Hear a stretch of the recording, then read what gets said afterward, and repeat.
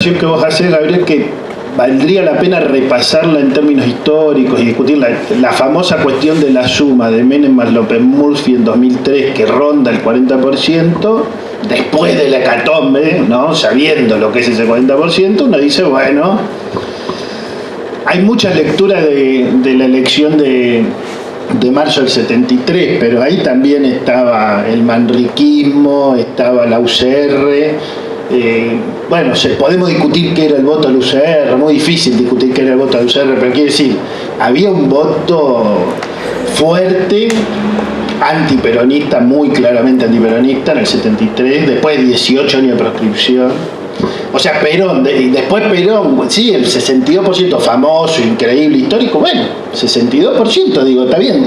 O sea que ese 62 quiere decir nunca más. Nadie del campo popular en la Argentina va a sacar más del 62, o sea, como mínimo va a haber un 38 en contra.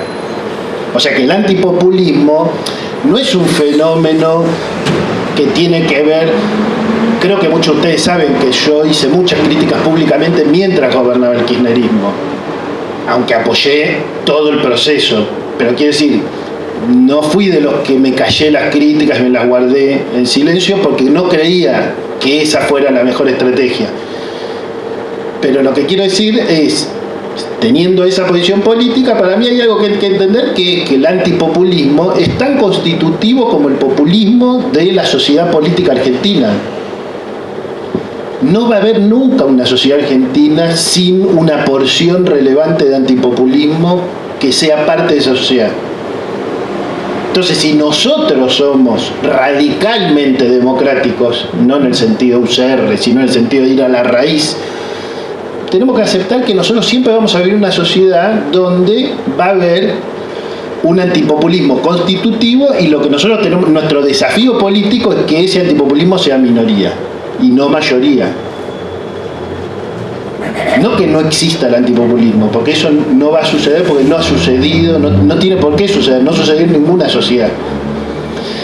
Ahora, dicho esto, me parece que está claro, hay cosas que sí están claras porque son biografías de las personas, que son las biografías de los funcionarios de este gobierno, ¿no es cierto?, los funcionarios offshore. Todo esto son hechos de la realidad, no se pueden, digamos, negar como los quieren negar los funcionarios, pues simplemente están mintiendo, están ocultando, etc. Ahora, eso no indica algo sobre cuál es su proyecto estrictamente político. Yo creo que ese es un punto crucial, a mi juicio, de lo que dijo Gabriel, o por lo menos como yo lo interpreto, porque no quiero hacerlo cargo de mis palabras, pero que tiene que ver con que para desplegar este debate necesitamos claramente entender las autonomías complejas entre la esfera de la economía y la esfera de la política, donde no existen las matemáticas para entender las relaciones entre la economía y la política. Son esferas que realmente tienen autonomía. ¿Y esa autonomía en qué se ve? Que este grupo de empresarios que tiene un proyecto que a mi juicio es muy claro, es un proyecto neoliberal muy parecido, casi idéntico a todos los proyectos neoliberales que hubo en la Argentina, pero con una diferencia política, no económica. Es decir, es una fuerza pro mercado que, a diferencia de Aramburu, que a diferencia de la dictadura, tiene el proyecto de ganar todas las elecciones. La del 15, la del 17, la del 19 y todas las que vengan. Ese es el proyecto de ellos ahora. Eso no quiere decir que siempre vaya a hacerlo, pero ahora ese es el proyecto. Y el gradualismo hay que entenderlo, a mi juicio, en dos aspectos. Uno, así como nosotros entendimos que para Néstor Kirchner la política tenía una primacía por sobre la economía, ¿se acuerdan toda esa discusión? Obviamente, a mi juicio, no podemos entender este gobierno y no podemos entender el gradualismo sin entender que para Macri también, a su manera, que es muy distinto obviamente, y que es un proyecto antagónico con el anterior, la política tiene primacía sobre la economía. Él no está dispuesto a hacer un ajuste si eso lo lleva a la derrota electoral. Por eso están sufriendo muchísimo la derrota político encuestoril, ¿no?, de diciembre, con esta brutal caída del 10%, que es brutal para lo que fue Cambiemos, que digamos que es que se rompió el teflón. Nada más ni nada menos, o sea, nada más quiero decir, nada más porque siguen muy bien en las encuestas, o sea, Temer les tiene una envidia, Temer no llega al 10%, estos tipos, Temer, digamos, hace fila para pedirles asesoramiento a estos tipos de cómo hacen, porque estos tipos ganan elecciones, Temer no le gana a nadie una elección. Si hoy hay elecciones libres en Brasil, Lula gana caminando, digamos, por eso no lo van a dejar que se presente. Entonces, la primacía de la política es justamente el gradualismo. ¿Por qué? Porque ellos lograron que lo vote mucha gente que no quiere que ellos hagan lo que ellos quieren hacer, que es la otra contradicción con otra base social, que es la que más nos cuesta a nosotros y la que, si no entendemos ese sector de la base social, jamás vamos a lograr revertir esta situación, que es lo que nosotros llamamos clase media y que es un lío bárbaro. ¿Por qué es un lío bárbaro? Porque en mi formación política, y creo que en la de la gran mayoría de la gente de mi generación, que incluye a muchísimos dirigentes muy conocidos, o mayores obviamente, la clase media, ¿qué es? Profesionales con pequeños comerciantes, pequeños productores, pequeños empresarios. Más o menos 10% de la población. Pero cuando sale, nosotros habíamos hecho una encuesta en 2001, en el área metropolitana de Buenos Aires, que tiene una estructura social en muchos aspectos relativamente parecida a otros lugares del país, al país, digamos.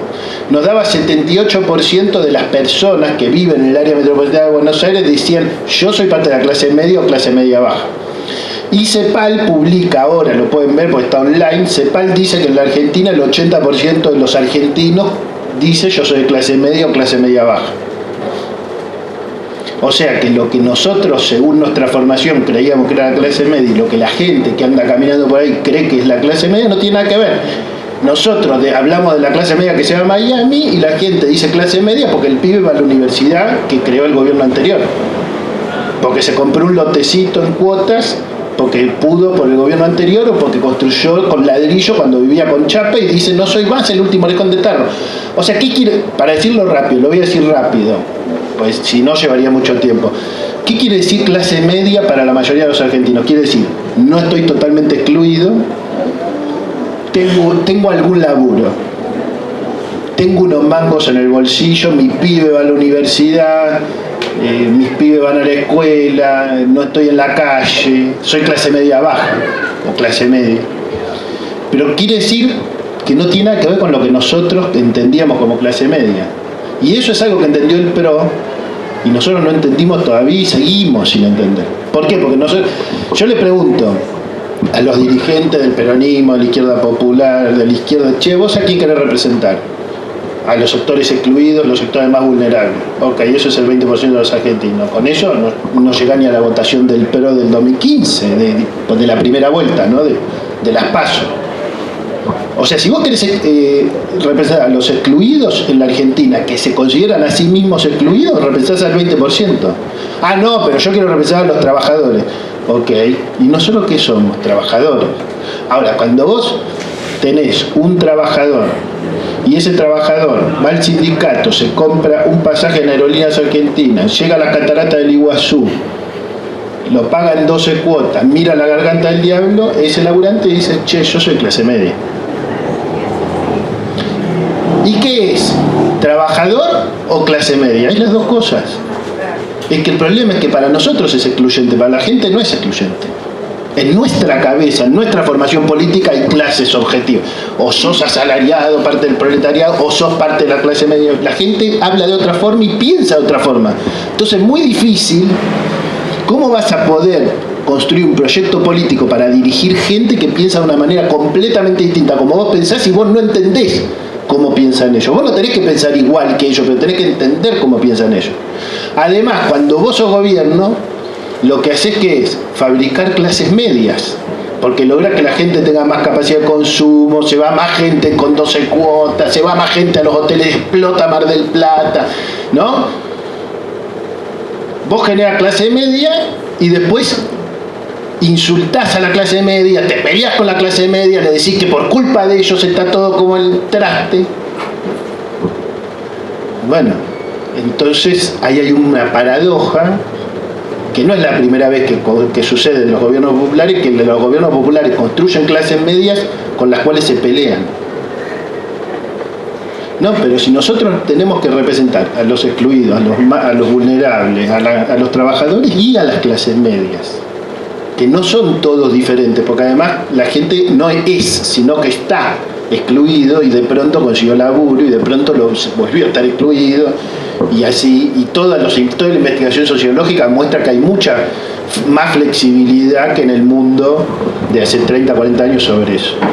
Entonces, me parece que ahí hay un punto central que es, una cosa es cuáles son los objetivos económicos de largo plazo de este gobierno, que me parece que están muy claros. El gradualismo era para primera etapa, ganan y apretan el acelerador a fondo. Pasan de las 3 medidas que iban a hacer que el segundo semestre, yo también creo como Gabriel que era un autoengaño, con 3 medidas que era liberar el dólar, bajar las retenciones y pagarle a los buitres, con eso despegaba la economía. O sea que no estaba tan mal. Si con 3 medidas vos lograbas que la economía despegara, pero no despegó porque no pasó nada. Entonces ahora vinieron con las otras 3 medidas. La reforma tributaria, que no la hemos discutido, ustedes no escucharon muchos dirigentes del campo popular hablando, pero ya está aprobada la reforma tributaria, es un trasvasamiento de fondos extraordinario, sobre todo porque libera a la patronal de muchísimos impuestos que tienen que ver, que son clave. La reforma previsional, que todos sabemos lo que pasó, no hace falta que lo desarrollemos acá, y la reforma laboral, que está trabada y se cayó, por ahora está caída la reforma laboral.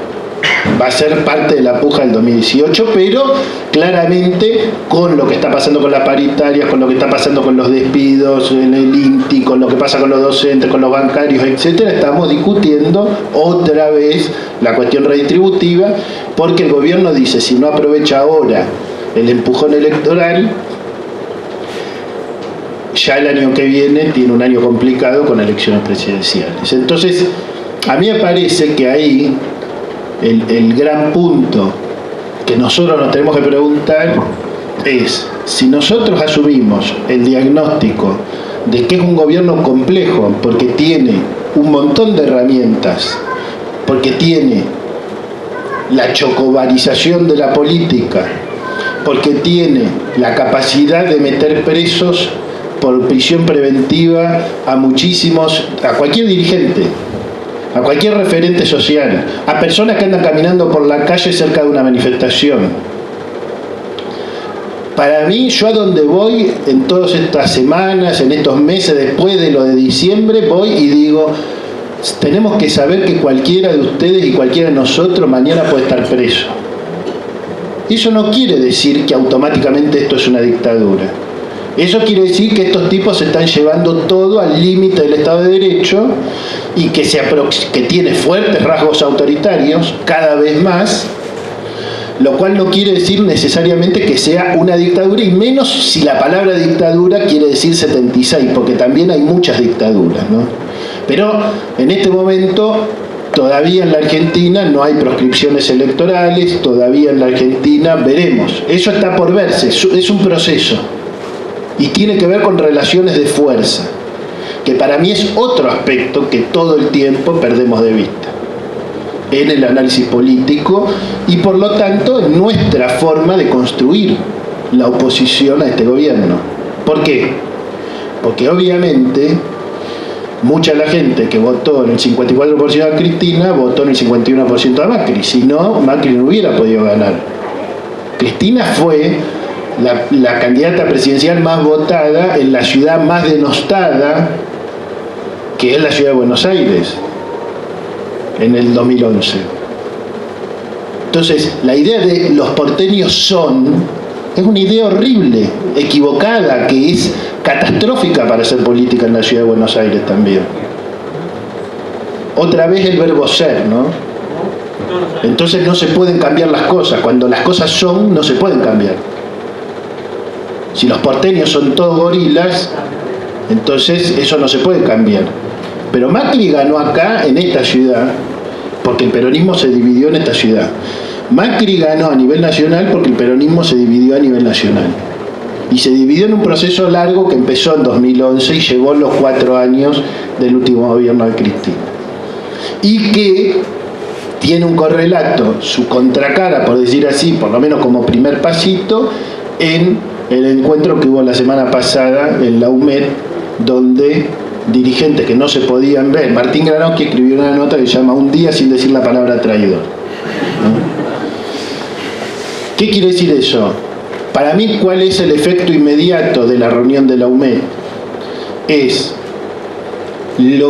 las diferencias políticas que existían y que existen habían devenido, como es muy característico de uno de los rasgos de mayor debilidad política nuestro, habían devenido diferencias morales. Todo aquel que piensa distinto que yo es un traidor, es un cipayo, es un vendepatria, eso es algo que el campo popular en la Argentina hizo siempre, y es catastrófico para el campo popular, convertir las diferencias políticas en diferencias morales.